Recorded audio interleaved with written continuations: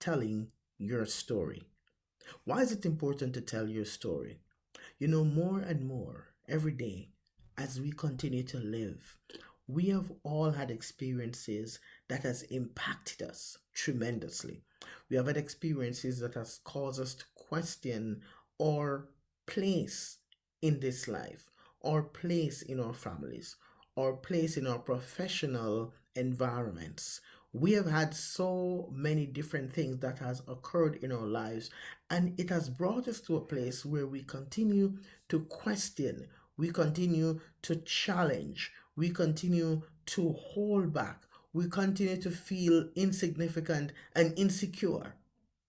And this evening, we're going to talk about why telling our story is an important part of psychological healing. It says telling our story is a powerful act in discovering and healing our child within.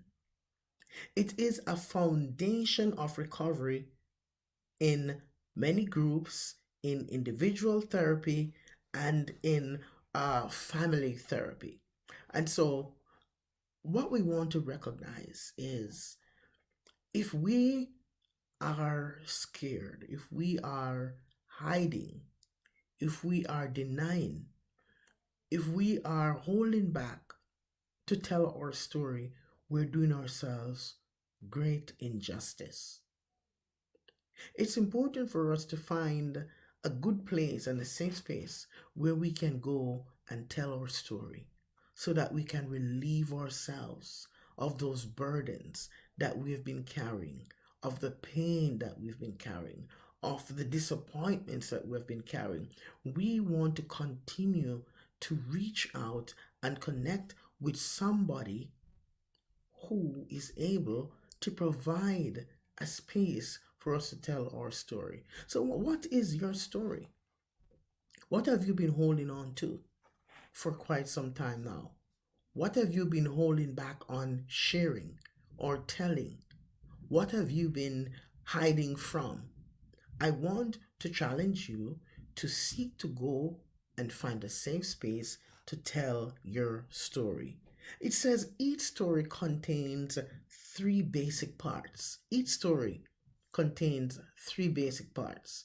Now, I'd like you to take note of these three basic parts. Each story contains three basic parts. Here are the basic parts. Number one is our telling our story includes or becomes what we call a part of the separation. So that's the big point number one, the separation. We want to recognize that when I tell my story, I'm allowing myself to separate from it. Sometimes some of the things that has happened in our lives, we have somehow used those things to become the the main foundation of who we are. And so why I like this idea about the separation is that telling our story helps us to recognize that we are not dependent on the incident to survive, but we're actually independent of the incident in order to survive. And why I like the idea of the separation is that when we tell our story, it helps us to externalize the impact and the influence of that and bring us to a place where we are more mindful and more aware that, wait a minute, this is not me. I'm a part of the story, but I'm not the main player in the story. I was impacted by the story, but it does not mean that the impact that it had on my life at the time, it needs to continue. So telling my story helps me to stop living my past in my present reality. Don't you just love that? I love that. So that's why telling our story is important as we talk about that first big point, which is the separation. The next piece, why telling our story is important, is as it relates to the initiation. What am I initiating? You may ask. Why is initiation important? We have to remember that in the end, we need to go through the process of initiation because now we are opening ourselves up for a new plot. Okay? Did you catch that? So we when we tell our story is as if we are relieving ourselves of that to make room to rewrite the script and tell a different story. Don't you just love that? I love that. That has a resonating effect because now I'm recognizing that I now have the skill to do something differently or to reshape the terrain, okay, to rebuild the landscape if you must, and do something differently. And it all begins by me telling my story. That is so beautiful. That is so beautiful just to know that when you get right down to it, your psychological healing is right there at the beginning of sharing your story. Wow, that is powerful. You see how powerful just speaking the word can be? Do you see how transformative the speaking the word can be? Because first, there's a separation. Secondly, there's an initiation where you're setting yourself up and you're opening yourself up now to write a new plot. I love that idea. So tell your story. Find a safe space to tell your story. Find somebody to share your story. Release it, let it go, turn it loose, and be transformed. The next point is this: telling our story helps for us to return. Return. So there's a separation, the initiation, and then there is a return. Telling our story helps us to return. It helps us to regain. It helps us to recharge and reconnect. It helps us to become, and catch this now, the best version of ourselves. It is so classical and so powerful when we get to that space where we recognize that telling my story is more therapeutic and more transformative than I ever imagined.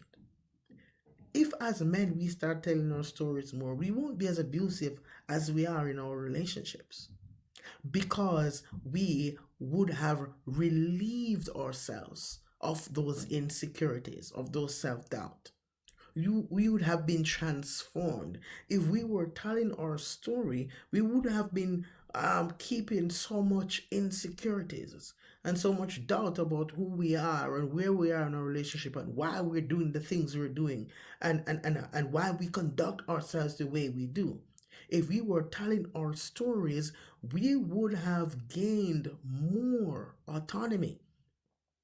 We would have been better partners. We'd have been better brothers, would have been better dads and better grandfathers if we were just willing to tell our story. You see, healing is something that becomes more potent and more effective when we would have claimed the responsibility to do something different from what we've been doing all our lives. And so that's why it's important for us to find a safe space to tell our story. Who can you tell your story to? Who in your circle can you identify to tell your story? Maybe you need to make a phone call. Maybe you need to connect with somebody.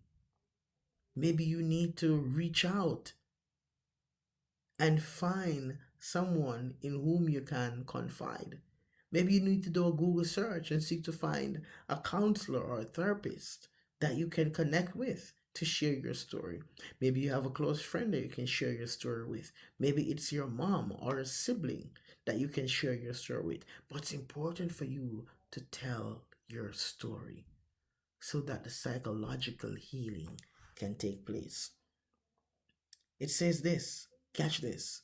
It says unresolved internal conflict is never a good thing. Unresolved internal conflict is not a good thing. Sometimes we have to be brutally honest with ourselves and recognize that there is something that I'm doing that's not working and I have to take responsibility to change it. Tell your story. In sharing and telling our story, we can be aware that gossip and wallowing in our pain are usually counterproductive. So many times I hear persons say, I'm not sharing my story with you because I want to pity a party, or, I want someone to be sorry for me. That's not that's not it. But telling your story becomes a therapeutic process that has a psychological band-aid rather, that when it's removed, the healing continues. So we need to be mindful about how valuable it is to tell our story and share our story. Okay? Grief work must be shared. In sharing, however, there must be no impatience, no censor or boredom with the repetition. In other words, with those of us who have volunteered to hear somebody else's story, we have to be patient and allow them to express it, even if it sounds like the same thing is coming out over and over again. Telling your story. We want you to understand that internalization and eventually unconscious acceptance of the reality of a loss becomes more and more and more impactful. And so, repetition is necessary for catharsis and internalization and eventually unconscious acceptance of the reality of the loss. So we need to tell our story in order for catharsis to take place so that we can gradually and unconsciously accept the reality of that which has been lost. So you see, telling our story is key. Relieving ourselves of those burdens is key. Radically accepting the reality is key. Our story might be traumatic, it might be hard, but we've got to tell our story. It says in telling our story, we talk about what is important, meaningful, confusing, conflicting, or painful in our lives. What do you think about that? Let me read it again for you. It says, telling our story. When we tell our story, we talk about what is important, what's meaningful, what's confusing, what's conflicting, or painful in our lives. You see how important telling our story is? So, what's your story? As you're listening to this podcast, you may be listening to it live, you may be listening to a pre recording, but what's your story? What has kept you back? What has been hindering you in making the impact that you should be making in the community? What has been a deterrent in your growth? What's your story? And so I want to challenge you to slow down and reflect. Reflect right now. If you may be driving and listening to the podcast, but later I'd like you to go back and listen to this podcast again and reflect and think about, what's my story? What has been hindering me? What has been keeping me back from growing and being the best version of myself? What is that thing that I really need to take some time to relieve myself of so that I can grow? What's your story? Remember, and let me reiterate, that telling your story, let me read that for you again. It says, telling our story will help us to talk about what is important, meaningful, confusing, conflicting, or painful. I would encourage you to go find a space and tell your story. Call somebody up and tell your story so that the healing can start happening in your life right away. You know, all of us, we sometimes fall into that space, we fall into that place where we are not uh, willing enough to acknowledge the impact that the things that has occurred in our lives have caused. We're having challenges in our relationships. We're having challenges in the way we view ourselves. We're doubting. We're not hopeful. We're not optimistic. We're not joyful. We're anxious. We struggle with self-doubt. We move away from the norm. We find ourselves caught in a maze of so many different negative things, and we are not recognizing that it could be that we're not telling our story. It could be that we have been hiding from our reality. It could be prime time now for us to take a step back and say, hey, it's time for me to tell my story. I want to challenge you. Challenge you to remember this. And I reiterate that in order for us to get psychological healing, we have to relieve ourselves of those baggages so that we can grow and become the best version of ourselves. Be honest with yourself, be true to yourself, and go and tell your story. It says here that we risk, share, interact, discover, and more things we risk not discovering when we don't tell our story.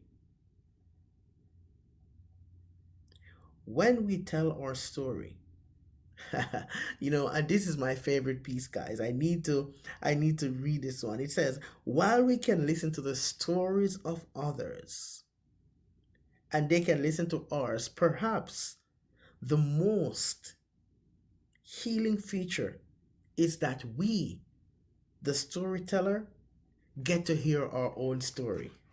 Isn't that powerful?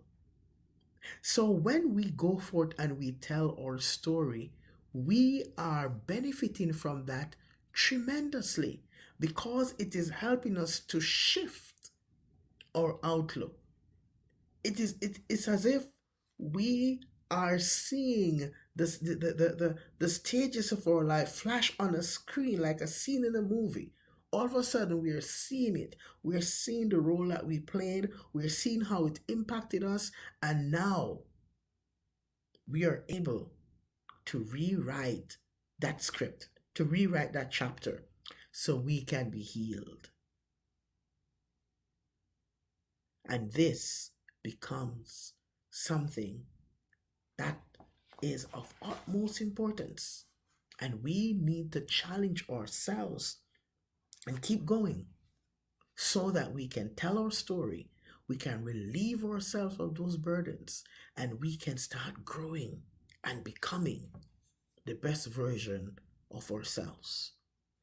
Here at xyspark, we continue to challenge you to understand that healthy masculinity is not a myth.